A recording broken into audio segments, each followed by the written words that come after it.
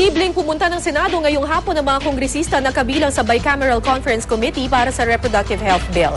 Pag-iisahin ng komite ang bersyon ng panukalang batas ng Kamara at Senado bago papirmahin kay Pangulong Noynoy Aquino para tuluyang maisabatas.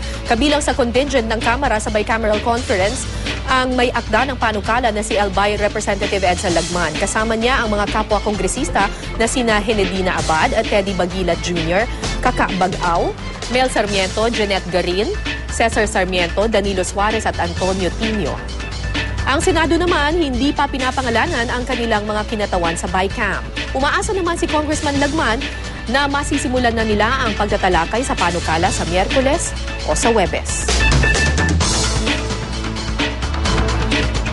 Inaprubahan na rin ng Senado sa ikatlo at huling pagbasa ang Freedom of Information Bill o FOI.